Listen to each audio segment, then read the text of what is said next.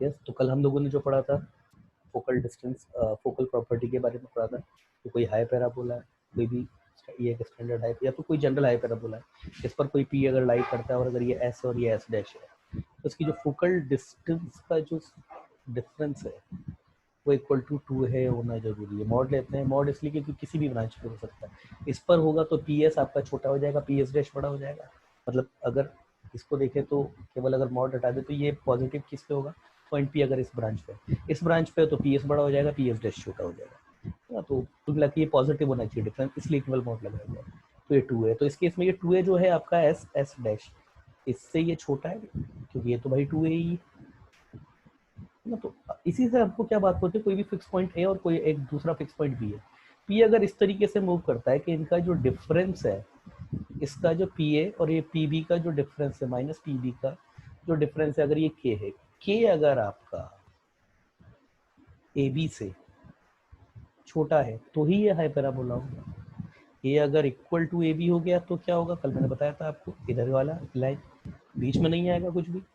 और के अगर आपका ग्रेटर देन ए बी है तो नो लोकस, ये कल मैं बता चुका हूँ।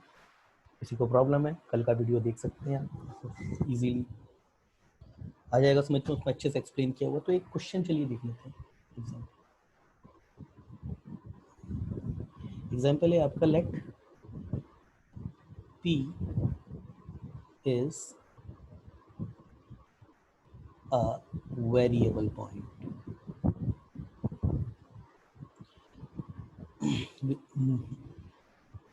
Variable point and A का आपको पॉइंट दिया हुआ है 2,7 एंड B की आपको given I think 2,11। x equal to 2 पर हैं दोनों पॉइंट, क्योंकि x कोऑर्डिनेट इसको दोनों का कॉमन है, ठीक है ना। तो आगे क्या है, P आपका कोई वेरिएबल पॉइंट है, देन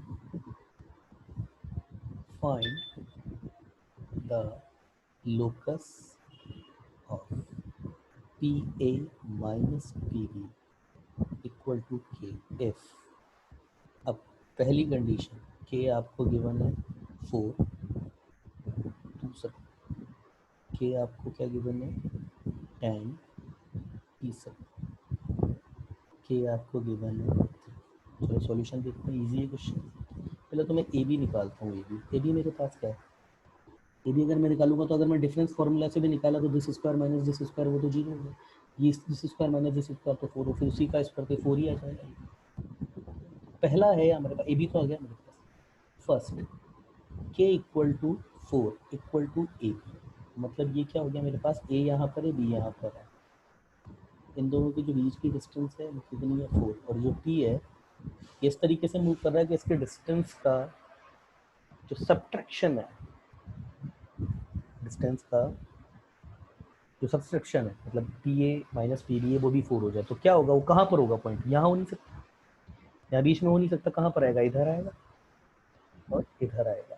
अब मैथमेटिकली जाहिर सी बात है, सब पिक्चर तो नहीं बनी हुई है, ये सब बना करके तो नहीं दिखाओगे, तो मैथमेटिकली इसको आपको लिखने का तरीका क्या है, इस लाइन पर होगा। और ये लाइन कौन सी, इस लाइन की इक्वेशन निकालोगे तो आप x इक्वल टू 2 आएगी। अरे भैया अगर आप कोऑर्डिनेट ज्योमेट्री पर बनाओगे तो x इक्वल टू 2 यही तो लाइन आएगी। और ये पॉइंट अगर आप मार्क करोगे तो a पॉइंट तो आपका यहाँ हो जाएगा कहीं 2,7,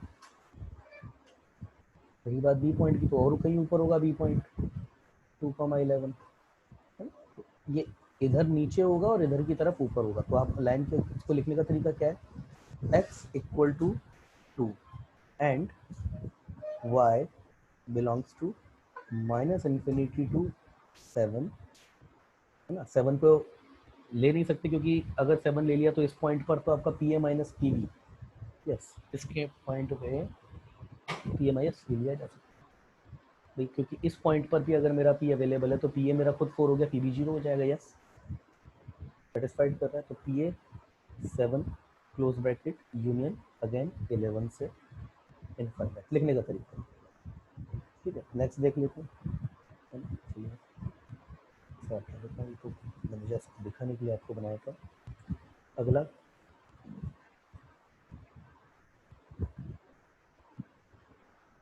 अगर देखें तो सेकंड के इक्वल टू 10, ए भी कितना है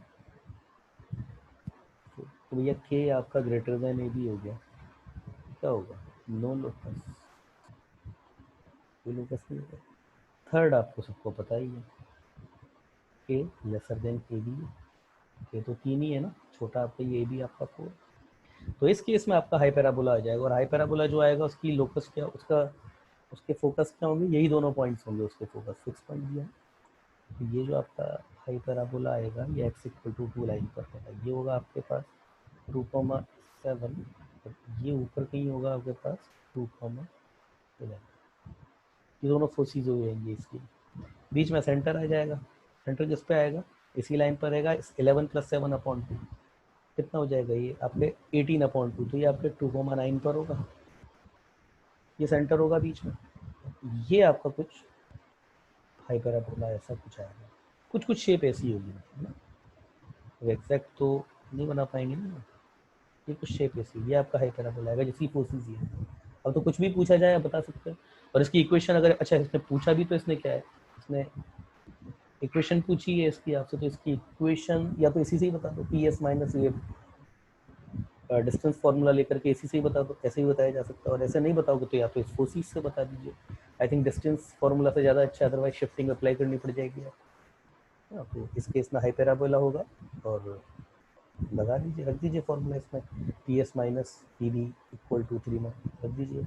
तो पी ए, पी आपके पास, अच्छा पॉइंट क्या है, पी एक्स कॉमा वाई होगा, तो पी है एक्स माइनस 2 का होल स्क्वायर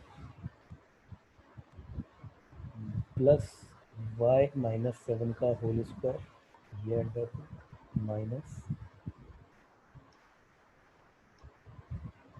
ये, तो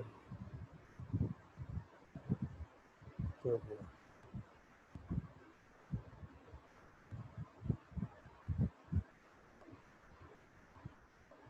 हो गया, इनकी कैसे फैल रही है इसकी,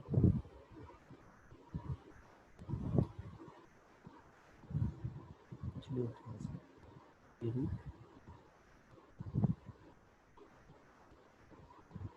और ये इधर इधर क्या हो जाएगा आपके पास, एक्स माइनस 2 का होल स्क्वायर वाई माइनस 11 का whole square equal to what, equal to 3।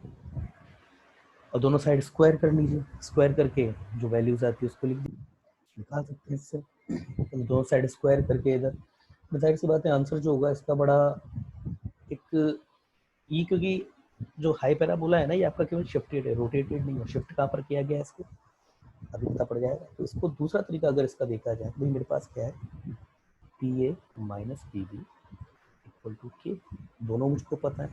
तो अगर मैं इसको ड्रॉ करना चाहूँ तो ये कैसे इसको निकाला जा सकता है, तो अगर मैं ड्रॉ करना चाहूँ तो ये कुछ कुछ तो भी मुझे पता है, ये जो पॉइंट होगा मेरा, ये जो लाइन होगी एक्स इक्वल टू 2 पर होगा, ये आ गया मेरे पास लाइन एक्स इक्वल टू। अब मेरे जो दोनों पॉइंट्स जो है ना इनको ड्रॉ कर लेता हूँ, तो ये मेरे पास होगा ए, अगर इसको बोलता हूँ तो ये मेरे पास 2,11 ले लेता हूँ, इसको मैं बी, आई थिंक 2, ये बी है सॉरी, ये ए मेरा 2,7, इसके बीच में कहीं मेरे पास इसका सेंटर भी हो जाएगा, अभी भी निकाला था मैंने 2, कितना आ गया था 9, जिसको इनके बीच में होगा जस्ट। तो ये मेरा हाई पैराबोला है लास्ट, अभी मैंने थोड़ी देर पहले आपको बताया भी था।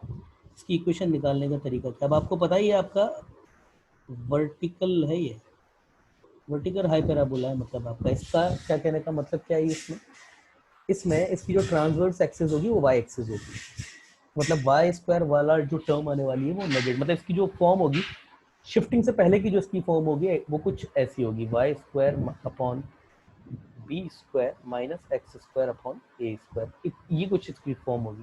पहले तो ये चीज़ क्लियर होनी चाहिए। तो इसकी इक्वेशन अब निकालने के लिए सारी चीज़ें हमको निकालनी पड़ेगी। भाई मेरे को पता है कि ये मेरे पास यहाँ से लेकर के यहाँ तक की जो डिस्टेंस होती है, यही तो मेरे पास मेजर एक्सिस या ट्रांसवर्स एक्सिस यही होती है। तो ये मेरे पास 2 है, और ये मुझे बी है, तो मुझे 3 है, तो 2 ए इक्वल टू, यही तो होता है ना, P A minus B equal to 2 है, ये तो मुझे 3 दिया हुआ है, तो ए तो मुझे पता पड़ गया 3/2। अगेन 2 ए ई, 2 ए मेरे पास क्या है, फोकस के बीच की डिस्टेंस है, और वो भी मुझे पता है कितनी है, वो भी मुझको पता है 4 है, यहाँ से लेकर 7 से लेकर के 11, ये मेरे पास 4 है ना। 2 ए अगेन मुझे पता है, तो ई भी मुझे पता पड़ गया 4/3 है। अब ये सब अगर मुझे पता है तो मैं ये भी जानता हूँ फिर ना कि e square equal to 1 + b square upon a square, गलती, क्यों गलती? क्योंकि ये हॉरिजेंटल वाला है। तो इस केस में ये क्या हो जाएगा आपके पास, ए स्क्वायर अपॉन बी स्क्वायर, क्योंकि इसमें आपका ए जो है इसके हिसाब से हम जो लेंगे, मतलब जो एक्स का कोऑर्डिनेट है, मतलब समझदार है कुल मिलाकर के। अब ये आपका एक्स वाला जो होगा वो ऊपर की तरफ आ जाएगा, क्योंकि इस बार आपका ये हॉरिजेंटल है, तो ये वाला हो जाएगी इसमें इसेंट्रिसिटी। तो यस, यहाँ से अगर हम देखते हैं तो ये बी स्क्वायर मेरे पास कितना आ जाएगा,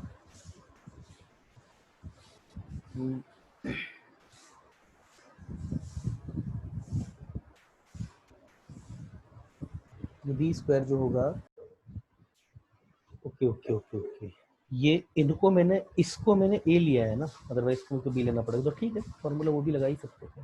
देखिए मैं समझ रहा हूँ आपकी बात, क्योंकि ये हॉरिजेंटल है तो आप कहेंगे sir 1 + a² upon b square लेंगे, तो फिर अगर इसको a² अपॉन बी स्क्वायर ले लो ना, तो भी इस डिस्टेंस को भी फिर आपको 2b लेना पड़ेगा, k इक्वल टू भी आपको 2b लेना पड़ेगा, क्योंकि यहाँ मैंने 2a लिया है, तो मैं सेम फॉर्मूला अप्लाई कर सकता हूँ। यस, तो ये मेरे पास ये b² अपॉन a² हो जाएगा, again e² - 1 a² equal to b² हो जाएगा, तो b² मेरे पास सिंपली कितना आ गया, e², 16/9 - 1 a², a is how much, 9/4,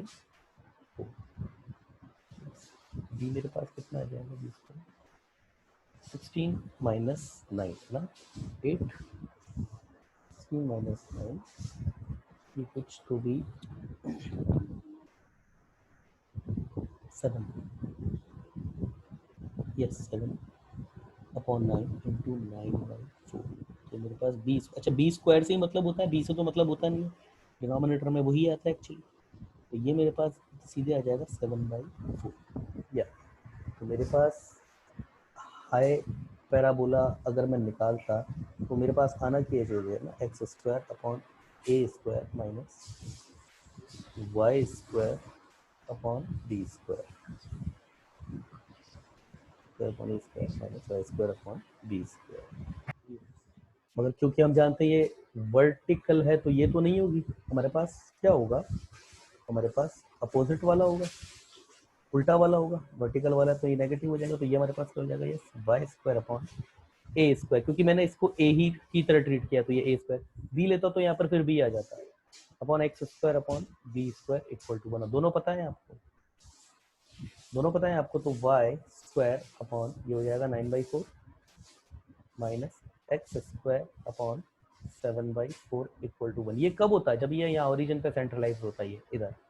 अब क्योंकि शिफ्ट किया गया है तो शिफ्ट किया गया तो शिफ्टिंग लगा दीजिए, शिफ्टिंग आपको पता है 2,9 पर किया गया, तो ये हो जाएगा y - 9 का स्क्वायर अपॉन 9, और इधर ये 4/4 लिखता है, तो इधर 4, और ये ऊपर 4, और ये x - 2 का whole square upon 7 equal to, यही आंसर है, दैट इज योर आंसर।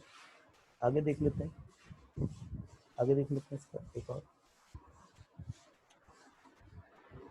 एक और क्वेश्चन देखते हैं इसी टाइप का, ठीक है। तो अगला क्वेश्चन है, if two fixed circle C1 R1, इस सर्कल को लिखने का तरीका होता है, एंड C2 R2,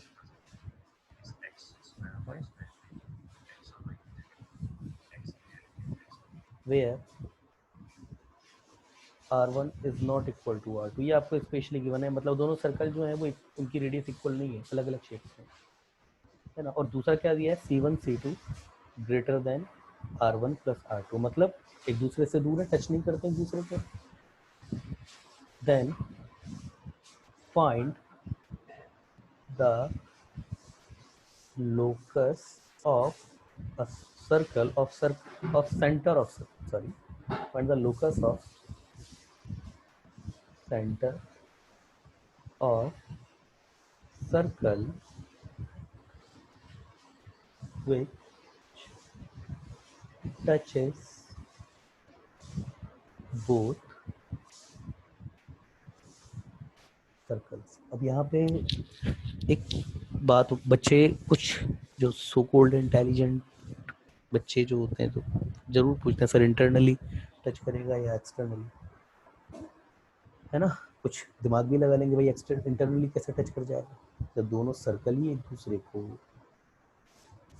टच नहीं करते तो वो तो पॉसिबल नहीं है ना। बहरहाल अपन सर्कल बनाते, तो ये एक सर्कल हो गया। अब दोनों सर्कल अलग अलग है तो मैं दूसरा सर्कल इस तरीके से डिज़ाइन करूँगा तो वो लगे के अलग है, ये थोड़ा अलग। चलिए ये हो गया है ना, नाम दे देते हैं इनको, ये C1 हो गया और इसकी रेडियस कुछ तो भी है R1, ये आपका C2 हो गया, इसकी जो रेडियस है वो R2, R1 is not equal to R2। अब तीसरा जो सर्कल है, अब उसको क्या है ना, एक्चुअली देखो सॉफ्टवेयर से इससे नहीं बनाया जा सकता, तो मैं हाथ से ही बनाऊंगा, थोड़ा अच्छा नहीं बनेगा उतना, पर हम क्वेश्चन कर लेंगे, इतना आपको साइंस डेवलप कर ही देगा वो। ये कोई एक सर्कल ये है, इसको हम C नाम देते हैं, कुछ भी नहीं दिया तो हम नाम देते हैं, इसकी रेडियस को R नाम दे देते हैं, इसकी जो रेडियस है वो R नाम दे देते हैं। अब इसका लोकस आपको निकालना है। अब लोकस निकालते से ही कुछ बच्चों का ऐसा बोलना होता है, सर लोकस पॉइंट का निकाला जाता है, तो पहले पॉइंट एज्यूम करो, मतलब सेंटर को x, y दीजिए। मैं बोलता हूँ ऐसा करने की ज़रूरत नहीं है, ज्योमेट्री की हेल्प से भी लोकस निकाला जा सकता है। यस, और ये क्वेश्चन ज्योमेट्री से ही हो जाएगा। थोड़ा सा और इसमें अपनी तरफ से कंस्ट्रक्शन कर देते हैं जो कि ज़रूरी होगा। मैं इस सेंटर को जोड़ने वाली लाइन जो है ना, इसको बस थोड़ा सा विजिबल कर देता हूँ क्योंकि इसकी ज़रूरत पड़ेगी। अब देखिए, अगर मैं इस लेंथ को, ये जो C1 से लेके C की इस लेंथ की बात करूं और दूसरा मैं इस लेंथ की बात करूं, तो अब कुछ चीज़ें हैं वो देखिए आप, तो C2 ये मेरे पास क्या हो जाएगा, R+R2 हो जाएगा। सिमिलरली C1 ये मेरे पास क्या हो जाएगा, R+R1 हो जाएगा। और C1 C2 ये मेरे पास तो बड़ा है भैया, R1+R2 से ही बड़ा, ये तो R1+R2 से बड़ा। अगला, अब देखिए यहाँ पे ये इस तरीके से मूव कर, अच्छा ये क्योंकि सर्कल फिक्स है तो इसका मतलब ये दोनों पॉइंट फिक्स है। अब ये इस तरीके से मूव कर रहा है कि इसकी ये जो डिस्टेंस है ना C2, यहाँ पर R2 is greater than R1 लिख रहा है, इसलिए माइनस C1 कर रहा हूँ। अगर मैं सब्ट्रैक्ट करूँ इसमें से, देखिए ये C2 है, ये C1 है, तो क्या आएगा मेरे पास, R2 माइनस R1 होगा। और R2 और R1 दोनों फिक्स है, इसका मतलब ये कांस्टेंट हो गया। इसका मतलब ये हाई पैराबोला या फिर लाइन हो सकता है। अब हाई पैराबोला कब होगा और लाइन कब होगा, ये तो ये कांस्टेंट के ऊपर डिपेंड करता है। अगर ये कांस्टेंट जो है वो अगर लेसर देन है C1 C2 से, तो ये हाई पैराबोला हो जाएगा, अदरवाइज ये लाइन हो जाएगा, इससे इधर का इससे इधर का। तो अभी ये मेरे पास क्या है, R2 माइनस R1। अरे भाई मेरे पास C1 C2 तो भाई हमारा R1+R2 से भी बड़ा है, और जाहिर सी बात है ये R1+R2 से तो छोटा ही है, तो उसका मतलब C1 C2 इससे बड़ा है। दैट मीन्स क्या है मेरे पास, locus of C is hyperbola with फोसीज या फोकाई। फोकाई क्या होंगी, C1 एंड C, ये सेंटर 1 और सेंटर 2 ये दोनों इसके फोकस होंगे।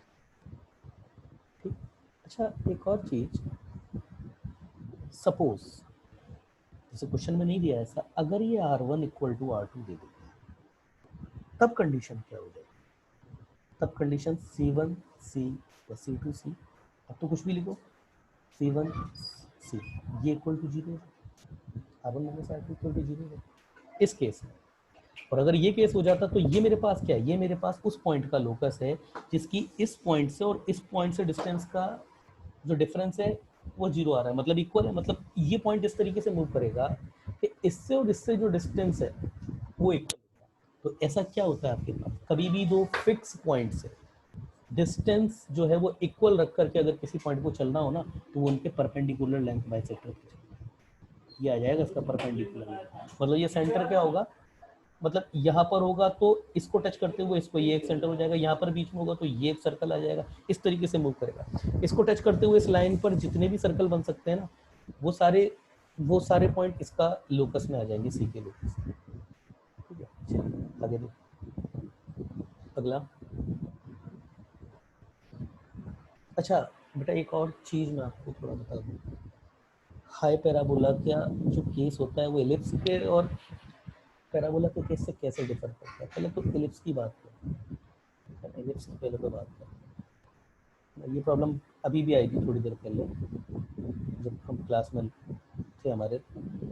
ये मेरे पास एस है ना, इसको मैं लेता हूँ ए कॉमा जीरो, यही ले लेता हूँ। ये मेरे पास directrix is equal to a upon, मैं बात कर रहा हूँ एलिप्स।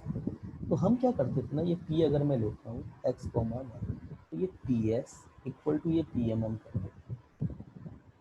तो अगर एलिप्स होता था और हाइपरबोला होता तो हमने दो स्ट्रेटेजी कैसे यूज करी थी उसके बारे में बात करता हूँ।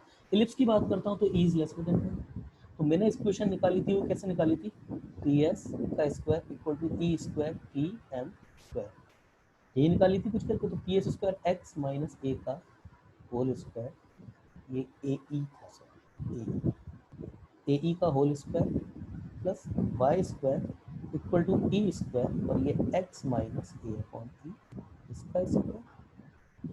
तो ये क्या आया था मेरे पास, x square plus a square e square minus two a e x equal to e square x square plus a square minus two a e x. ये गया ये गया, यहाँ तक तो हमने डेरिवेशन करने से यहाँ तक तो मुझे ये भी नहीं पता पड़ा कि अगर मैं किसी को नहीं बताऊँ ना, मैं ये नहीं बोलूँ कि E is greater than one लिया, लेसर देन वन लिया है, ग्रेटर देन वन लिया है, तो यहाँ तक तो दोनों के डेरिवेशन सेम थे। अब एलिप्स में क्या डिफरेंस हुआ था और हाइपरबोला में क्या डिफरेंस हुआ। एलिप्स की जब मैं इक्वेशन सॉल्व कर रहा था तो मैं इस टर्म को, मतलब ये जो ई पी एम वाली टर्म है ना, इसे उठा करके इधर लाया था। क्यों, क्योंकि ई मेरा एक से छोटा है, ई का स्क्वायर भी एक से छोटा होगा, सबके कोफिशिएंट पॉजिटिव बनाए थे। तो एक्स स्क्वायर को मैंने क्या लिया था, वन माइनस ई स्क्वायर, ये लिया था मैंने, आप याद करें तो ये लिया था मैंने उस केस में। बाकी ये आई एम सॉरी, यहाँ पे बेटा वाई स्क्वायर भी था, बाकी y square as it is, और जो कांस्टेंट टर्म थी ए स्क्वायर, ये भी ई स्क्वायर माइनस वन, वो भी एज इट इज, कोई डिफरेंस नहीं था। मगर यही जब अगर मैंने हाइपरबोला सॉल्व किया था, आप पुराने वीडियोस, कल का वीडियोस ये कल ही किया था, उसमें उठा करके देख लीजिएगा, ई क्योंकि ग्रेटर देन वन, तो अगर एक्स का कोफिशिएंट मुझे पॉजिटिव रखना है तो ये पी एस वाली जो टर्म है ना, इसको उठा करके यहाँ पे लाया था मैं। तो एक्स स्क्वायर मैंने ई स्क्वायर माइनस वन किया था, ये था। अब ये मैंने क्यों बताया, आगे देखिए। ये प्रॉब्लम अभी भी आई थी थोड़ी देर पहले जब हम ऑनलाइन थे, और कुछ चीज़ की वजह से लेक्चर पॉसिबल नहीं हो पाया था क्योंकि साउंड क्लियर नहीं जा रहा था। तो हम देखते हैं position of point with respect to hyperbola.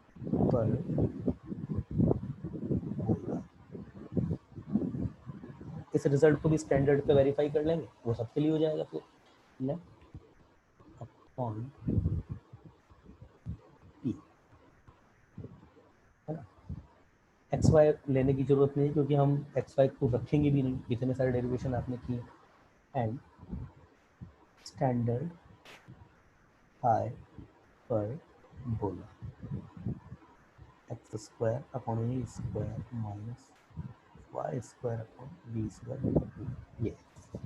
तो भाई चलिए, लाइस, है ना, तो इसको अगर मैं कर्व की फॉर्म में लिखूंगा, कर्व की फॉर्म में अगर लिखूंगा तो मेरे को यहाँ पर भी कर्व की फॉर्म में लिखना है। चलिए, S equal to x square upon y square upon b square minus one equal to lies inside comma outside and on hyperbola x square upon a square minus y square upon b square equal to 1 if p, चलो इसको ले ही लेते हैं, x1 comma y,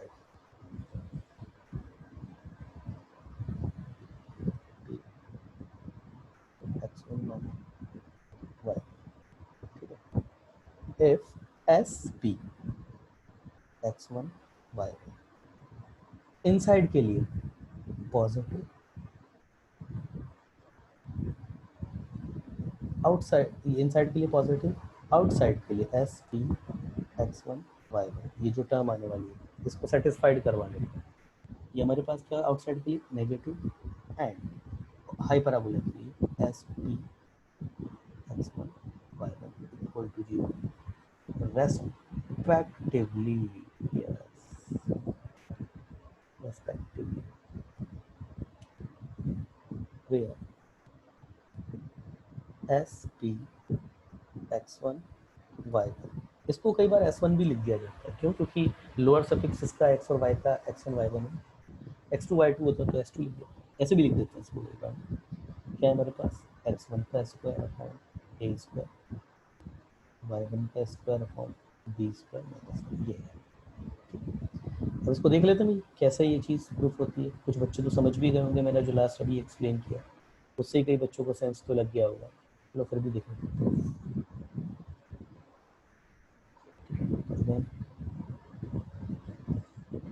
parabola बनाता हूँ मैं इसमें।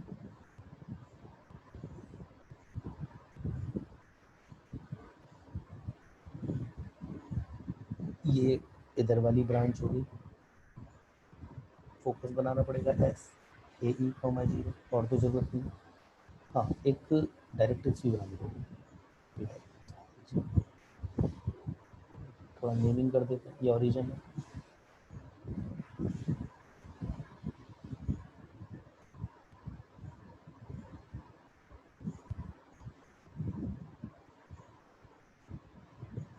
ये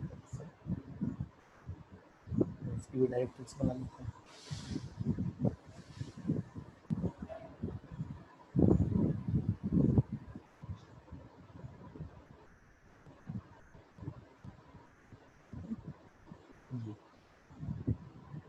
ए अपॉन ई माइनस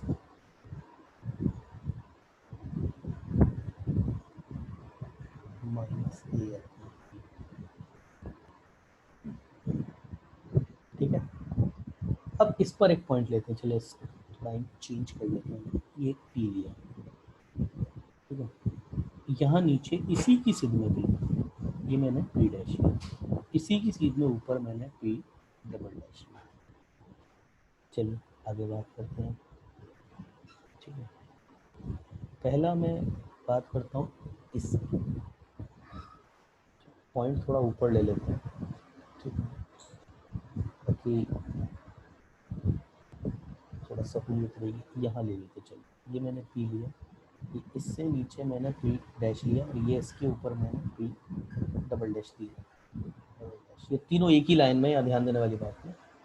तो सबसे पहले चलिए, सबसे पहले तो मैंने इसको लिया, ये इससे इधर मिलाया, इधर ये इससे मिलाया, इन्हीं दोनों का चीज़ होता है डेफिनेशन में, ठीक है ना। अगला नेक्स्ट कलर लिया मैं इसको तीनों को अलग कलर से लिया ताकि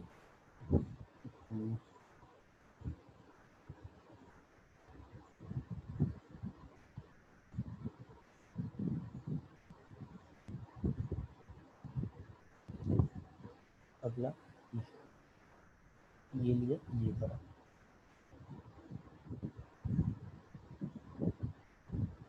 ठीक है। अब देखिए, अगर मैं P की बात करूं तो P S equal to E P M है, क्यों? क्योंकि मेरा पैराबोला पे लाइक करता है, पैराबोला सॉरी हाई पैराबोला पे लाइक करता है, तो P S equal to E P M तो है, P S equal to E P M है, तो मैं ये मेरा पी एस इसका स्क्वायर कर दूँ, ई स्क्वायर पी एम स्क्वायर इसका कर दूँ, तो ये भी बराबर है, या फिर e square P M square minus p S square, इसको इधर लेकर आए थे, अभी अभी बताया था, ये भी जीरो है। मतलब मेरे पास क्या चीज़ आ गई, इसके लिए देखूँ तो ये मेरे पास क्या आएगा सॉल्व करने पर, x one upon a square minus y one upon a square upon b square minus one, ये इक्वल टू जीरो आ गया। मतलब मेरे पास s of p x one y one ये मेरे पास जीरो आ गया, जीरो आ जाएगा इस केस में, means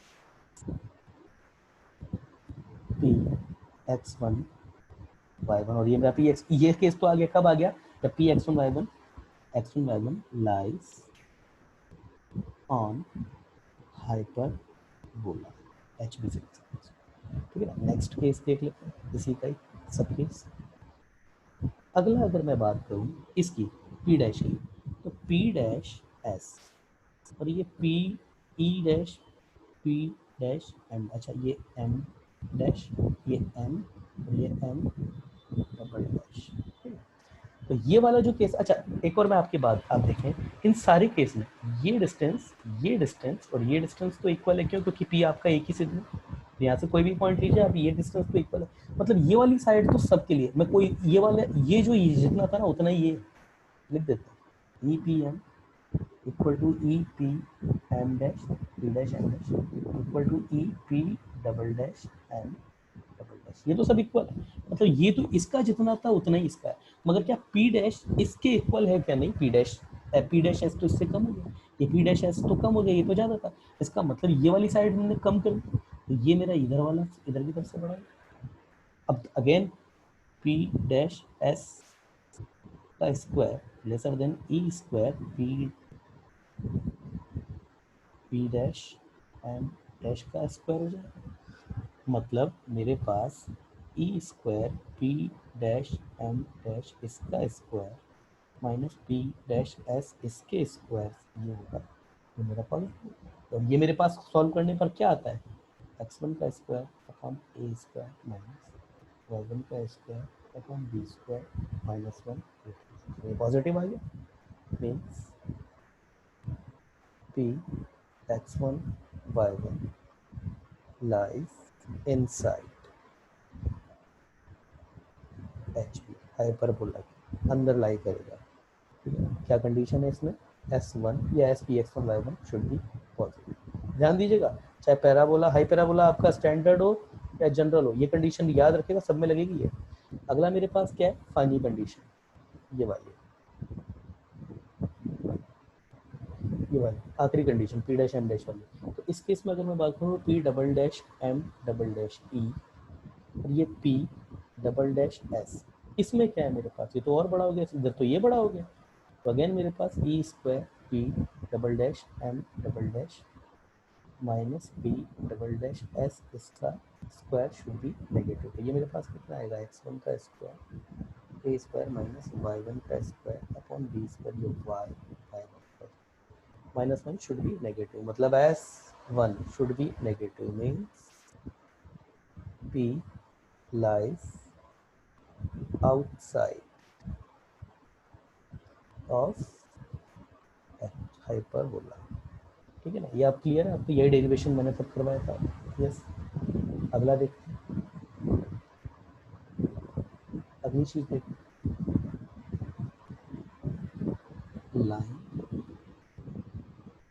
and hyperbola, line y equal to mx plus c, let line equal to mx plus c and hyperbola x square upon a square minus y square upon b square equal to 1. Line y equal to mx plus c will be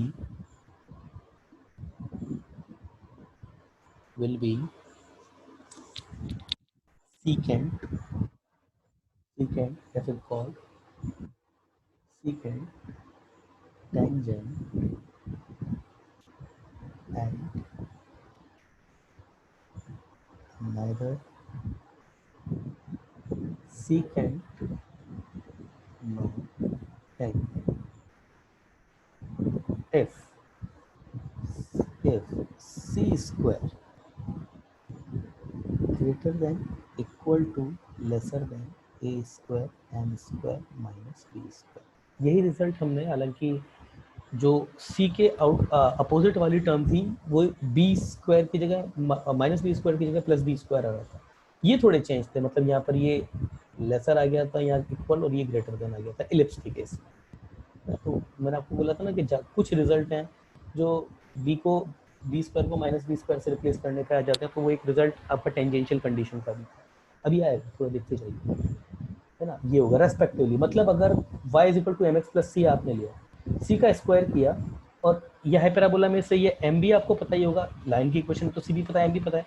ए और B में relation establish करके देखा, ये वाला relation establish हो गया तो secant है, इक्वल हो गया तो टेंजेंट है, और अगर लेसर देन है तो आपकी ना तो टेंजेंट है ना ही सीकेंट होगी। ठीक है,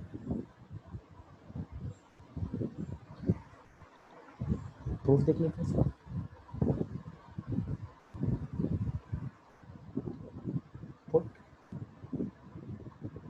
एक ही तरीका है, y equal to m x plus c से उससे सेटिस्फाइड करा दें, n x square upon a square minus y square b square.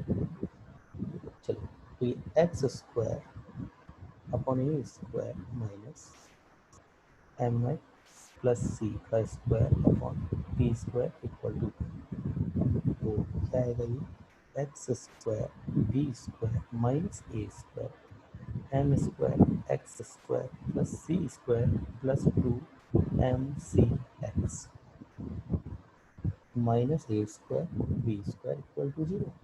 ये एक्स स्क्वायर का कोफिशिएंट मेरे पास क्या आ जाएगा, b square minus a square, मेरे पास एक्स का कोफिशिएंट क्या आ जाएगा, माइनस एक्स, एक्स का कोफिशिएंट मेरे पास कितना आ जाएगा, ये है, ये अकेले ही टर्म है मेरे पास, ये हो जाएगा टू एम सी, और ये बाहर का a square two m c a square. ठीक है ना। कांस्टेंट टर्म की अगर बात करें तो कांस्टेंट टर्म मेरे पास क्या आएगी, ये minus a square c square minus a square b square equal to zero. अब इसके डेल की बात करें, डेल ही तो डिसाइड करेगा इसके कितने रूट। इस इक्वेशन में एक्स के अगर दो रूट आ गए तो क्या हो जाएगी सीकेंट, एक ही रूट आया तो टेंजेंट, तो कोई रूट नहीं आया तो बाहर से निकल जाएगी, passes from outside neither chord neither tangent। B square minus four a c होता है भाई, बी स्क्वायर ये है four m square c square और ए की पावर फोर हो जाएगी b square minus four a c, तो ये माइनस है वैसे, ये minus a square common c square plus b square, ये तो सी हो गया, और ए की बात करें तो ये b square minus a square, common आ रहा है बहुत कुछ, फोर ए स्क्वायर कॉमन आ रहा है, ये m square c square a square, और अगर यहाँ से देखें तो मेरे पास ये आएगा c square plus b square, और ये b square minus a square. आगे देखिए, tell four a square m square c square a square plus c square b square minus a square m square c square, ये cancel होगा। आगे b raise to power four minus b square a square m का square, तो ten equal to four a square, तो ये गया। ठीक है, ये हो जाएगा मेरे पास b raise to the power four plus b square minus b square, एक minute, b square c square है ना, b square c square a square a square minus b square a square m square, और भी common आ रहा है, b square common आ रहा है, तो four a square b square, और ये मेरे पास क्या बचेगा, c square plus b square minus a square m square, ये है। अब डेल अगर मैं जीरो कर दूँ, तो डेल अगर मैं जीरो कर दूँ तो जीरो हो जाएगा, तो ये चीज़ इक्वल टू जीरो, ये जीरो पॉसिबल नहीं, ना ए और बी दोनों जीरो नहीं है तो चार तो होता नहीं है, तो मेरे पास कंडीशन क्या है, implies me c square plus b square minus a square m square, तो मेरे पास सी स्क्वायर सी सिंपली कितना आ गया, a square m square minus b square, यही मेरे पास कंडीशन ऑफ टेंजेंशियल भी होती है। तो देखो कंडीशन ऑफ टेंजेंट, ठीक है ना। सिमिलरली अगर यही डेल मेरे पास नेगेटिव आ गया, यही डेल नेगेटिव आने का मतलब क्या हो गया कि c square plus b square minus a square m square ये नेगेटिव आ गया, मतलब क्या हो मेरे पास c square lesser than a square m square minus b square, ये किसकी कंडीशन हो जाएगी, कंडीशन ऑफ टेंजेंट। ये क्या है मेरे पास, passes from outside मतलब neither chord not any outside, और यही मेरे पास, तो यहाँ से रफ कर रहा हूँ, यही अगर मेरे पास डिस्क्रिमिनेंट जो है इसका पॉजिटिव आ जाए तो यही कंडीशन मेरी किसकी हो जाएगी, कॉर्ड की या सीकेंट की।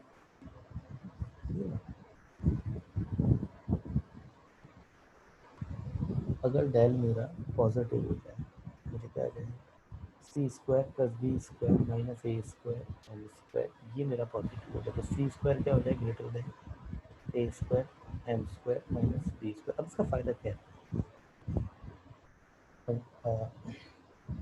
लाइन इज सीकेंट, कुल मिलाकर के 2 पॉइंट पे काट के कॉर्ड या सीकेंट कुछ भी आप बोल लीजिए।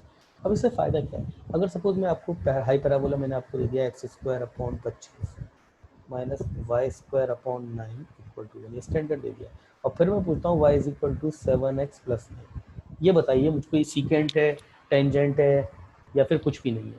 तो मैं इन रिलेशन से निकाल सकता हूँ। तो सी स्क्वायर अगर मैं निकालूँ तो मेरे पास कितना आ जाएगा, सी स्क्वायर 81 आ जाएगा। एम अगर मैं निकालता हूँ, अच्छा एम स्क्वायर अगर मैं निकालता हूँ तो मेरे पास 49 आ जाएगा, है ना। अब ए स्क्वायर बी स्क्वायर तो बताइए, तो मैं a square m square minus b square निकाल रहा हूँ, तो a square m square, a square ये रहा, एम स्क्वायर ये रहा, तो 25 इंटू 49 माइनस बी स्क्वायर तो ये 9, और सी स्क्वायर मेरे पास कितना है 81। अब तो आप खुद ही समझ रहे होंगे कि यही चीज़ बड़ी है, यही चीज़ बड़ी है, जाहिर सी बात है 25 को, मतलब ये 5 इंटू 7 का स्क्वायर है, मतलब 35 का स्क्वायर है। 35 के स्क्वायर में से अगर 9 हटा भी देंगे, और ये तो 9 का स्क्वायर है ना, तो कुछ, और इधर भी अगर इसको इधर भी लेकर के आ जाए तो भी दिख रहा है यही बड़ा है।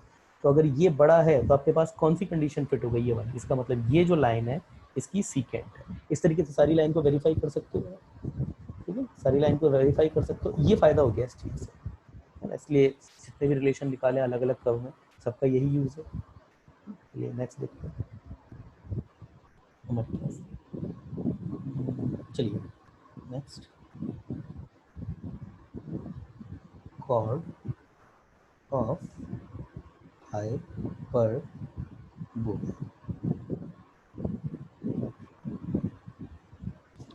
स्टैंडर्ड की let 2 point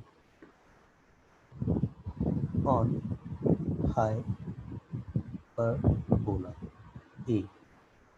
A sec theta 1 b tan theta 1, मैं इसको ए और ब्रैकेट में सीधा थीटा 1 भी लिख सकता था, ठीक है ना, आगे से वही करेंगे, and b a sec theta 2 comma b tan theta 2, b tan theta, b tan theta, इसको मैं ऐसे भी लिख सकता था, a theta 1 and b theta 2, ऐसे भी लिख सकता था मैं इसको, ठीक है। अगर ऐसे ही लिखा जाएगा और जी के एग्जाम में ऐसे लिखा हुआ है, देन इक्वेशन ऑफ कॉर्ड मैं डायरेक्ट लिखूंगा, आपको पता है 2 पॉइंट फॉर्म से आप इसको निकाल सकते हैं, तो डायरेक्टली हमको याद रखनी पड़ेगी एक्स अपॉन ए कॉस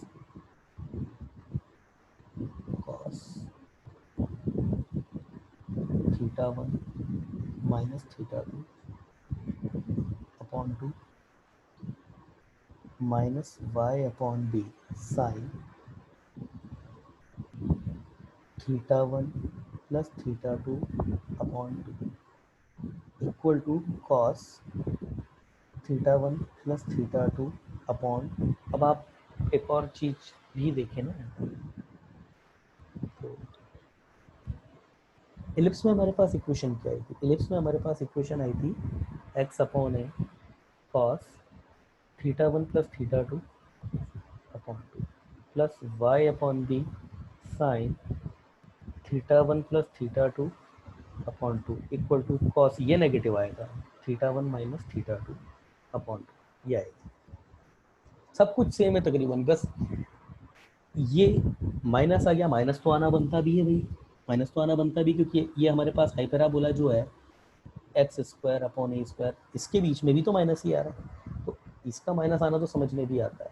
तो कुल मिलाकर के जो बेसिक चेंज है वो किसका हुआ है, देखिए इसका और इसका हुआ। जैसे मैंने आपको बताया था टेंजेंट में, जब थीटा 1 थीटा 2 इन्हीं पॉइंट पे अगर हम टेंजेंट खींचते तो उनका इंटरसेक्शन पॉइंट हम कैसे लेके आते थे, जैसे मैंने आपको बताया था क्या आया था हमारे पास, ए कॉस इसके केस में a cos थीटा वन बोले इसको इसके डिवाइड कर दिया तो a into cos theta one plus theta two upon to upon cos theta one minus theta two upon to. Similarly y coordinate क्या है था b sign theta one plus theta two upon to upon cos theta one minus theta two upon to. यही चीज़ यहाँ पर भी repeat होगी। तो इसलिए मैं आपको बोलना चाहूँगा, इसलिए इतना लिखने का यही मकसद था ताकि इंपॉर्टेंस समझे आप। अब आता कैसे है, 2 पॉइंट फॉर्म से आता है, ट्रिग्नोमेट्री सबको आती है, आइजर बैच के बच्चे हो आप सब, मुझे नहीं लगता कि मुझे ये बताना चाहिए। और अगर फिर भी प्रॉब्लम है, इलिप्स में जाकर के देख सकते हो कैसा डेरिवेशन हुआ था, सेम वही डेरिवेशन, बेसिक ट्रिग्नोमेट्री यूज होती है। चलिए आगे देखते हैं, एक क्वेश्चन देख लेते हैं एग्जाम की। Show that x cos alpha plus y sin alpha equal to p is tangent to hyperbola x square upon a square minus y square upon b square equal to 1 if a square cos square alpha minus b square sin square alpha equal to p square। अब यहाँ पर बच्चे तक है क्या क्या, इसको इसकी टेंजेंट मानते हैं, इसको इसके साथ मतलब अमूमन पार्थ कैसे करता है इस क्वेश्चन को, है ना। और बहुत स्टूपिड तरीका है इस तरह के क्वेश्चन को ऐसे करने का। वो क्या करेगा, यहाँ पे y की वैल्यू या x की वैल्यू निकालेगा, जो भी इजीली निकल जाएगी ना वो निकालेगा, और x की वैल्यू यहाँ लेके जाएगा, क्वाड्रेटिक बनाएगा, क्वाड्रेटिक बना करके फिर उसका डिस्क्रिमिनेंट जीरो कर देगा, फिर ये कंडीशन निकाल देगा, आंसर तो आ जाएगा, बट टाइम कितना लगा इससे। ये प्रोसेस हम पूरा ऑलरेडी कर चुके हैं, तो हमको यहाँ पर करना क्या है, simply c square is equal to a square m square minus b square, बस यही हमको करना है। मगर उसको लगाने के लिए भी हमको अब इसका सॉल्यूशन देखिए, लाइन मेरे पास क्या है, पहले मेरे को ये सारी चीज निकालनी पड़ेगी, सी एम और ए और बी तो मुझे पता है, मुझे एम और सी निकालना है, ए और बी तो पता है ना, ए और बी तो एज इट इज है, ये ए और ये बी है, एम और सी मुझे पता नहीं है यहाँ पे क्या है, इसमें से एम से निकालेंगे, इसको y equal to m x plus c के फॉर्म में लेके जाना पड़ेगा। लाइन क्या है मेरे पास, x cos alpha y sin alpha equal to p, तो वाई इक्वल टू मेरे पास क्या हो जाएगा, पी कोस से एल्फा, आई थिंक समझ गए होंगे आप, अपॉन एक्स कोट एक्स, ठीक है, आई थिंक समझ गए होंगे, ठीक है। तो m अगर मैं निकालूंगा तो m मेरे पास कितना आ गया, minus cot alpha, net let me check, yes, और c मेरे पास कितना आ जाएगा, p कोसेक एल्फा। और अब अगर ये लाइन टेंजेंट है जैसा कि गिवन है, तो c square equal to a square m square minus b square, ये होना चाहिए, तो वैल्यू रख देते हैं इसमें, ये p square cosec square alpha equal to a square as it is m square minus cot alpha इसका स्क्वायर और माइनस बी स्क्वायर, यस। तो ये मेरे पास p square upon sin square alpha a square cot square alpha minus b square, multiplied कर दीजिए, वो as it is condition आ गई आपकी, a square cos square alpha minus b square sin square alpha, ये हो गया क्वेश्चन। चलिए अगला देखते हैं। नो,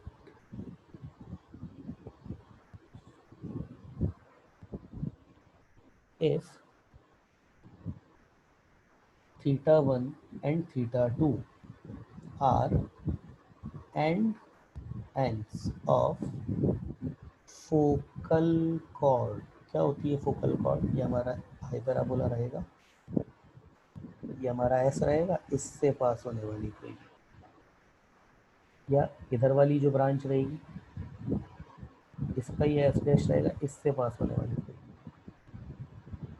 अच्छा बेटा कई बार क्योंकि इसकी शेप कुछ ऐसी है ना कि सर, एक बच्चा मेरे पास एक क्वेश्चन लेके आया था बहुत पहले, वो क्या लेके आता है, खैर क्यूरियोसिटी थी उसकी, और ऐसे क्वेश्चन कई बार होते भी है, उस बच्चे ने पूरा दिमाग लगा करके ये ऐसे बनाई, ये ऐसे, अब ये कॉर्ड है, अब मुझसे पूछता है क्या सर ये फोकल कॉर्ड है क्या, अब क्या जवाब दूँ मैं उसको? उसने, बच्चे ने यहाँ से निकाली, यहाँ से नहीं निकाली। अब वो कहता फोकल कॉर्ड है क्या? मुझसे पूछता है कि सर क्या ये फोकल कॉर्ड है क्या? मैं भी उस समय, मेरे को भी थोड़ा मजाक तो सूझ ही रहा था मुझे भी उस समय, क्योंकि हंसी आई मुझे उसका क्वेश्चन देख के। तो मैंने भी उससे दूसरा क्वेश्चन पूछा। मैंने कहा ये फोकल कॉर्ड है क्या? उसने कहा है। तो मैंने कहा ये भी है। तो कहता था सर यहाँ पर तो नहीं है। मैंने कहा यहाँ पर भी तो नहीं है। फिर वो कहता सर ये तो यहाँ पर ही है। मैंने कहा ये भी तो यहाँ पर है। ठीक है ना? तो कोई अगर बच्चा, किसी के दिमाग में अगर सेम डाउट आता है ऑब्वियसली, तो उसके लिए है, जाहिर सी बात है बेटा, ये फोकल कॉर्ड है आपकी, इस फोकस से पास हो जाती है। अब डिपेंड नहीं करता कहाँ से पास हो रही है, दिस इज एन फोकल। ठीक है।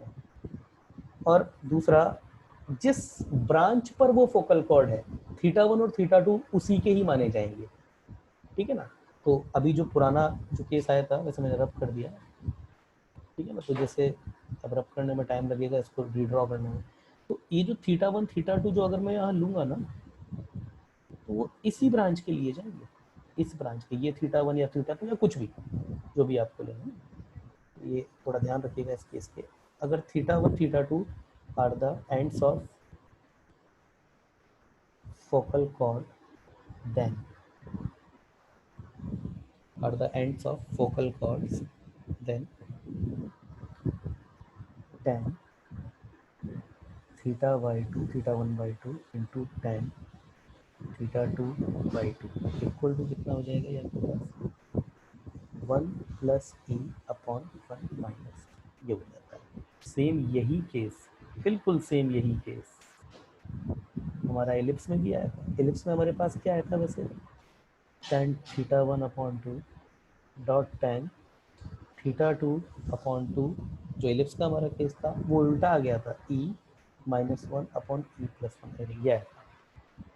ठीक है ना? कंपैरेटिवली याद रखोगे तो याद हो जाएगा इजीली, अदरवाइज कुछ प्रॉब्लम आ जाए तो। प्रूफ, प्रूफ की बात करें, इसका छोटा सा प्रूफ है, उसका भी छोटा सा ही था प्रूफ, इसका भी देख लेते हैं। भाई हमारे पास इक्वेशन ऑफ कॉर्ड क्या होगी? Equation of chord joining a theta one and b theta two, ये तो अभी हम देख के ही आए, x upon a cos theta one minus theta two upon two minus y upon b sine theta one plus theta two upon two equal to cos theta one plus theta two upon. ठीक है ना? अब इसको ए e comma zero से पास करा दो, Y zero रख दो, एक्स की जगह ए, हो गया बस क्वेश्चन आपका। तो cos theta one minus theta two upon two a e upon a equal to yes a e upon a cos theta one plus theta two upon two. एक मिनट,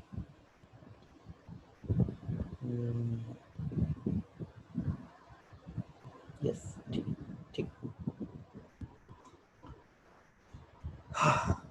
तो e equal to cos theta one plus theta two upon cos theta one minus theta two. अब क्या लगाएंगे यहाँ पे? Compound और dividend.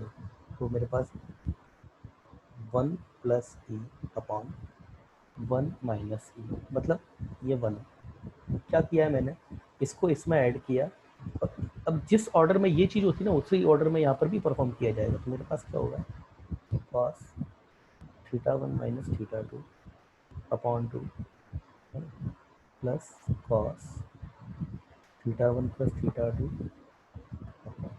Upon, ये मेरे पास क्या हो जाएगा? Same cos theta one minus theta two upon two minus cos theta one plus theta two upon, तो यहाँ पर फॉर्मूला लग जाएगा आपका, one plus e upon one minus, कितना हो जाएगा ये? Two sin theta one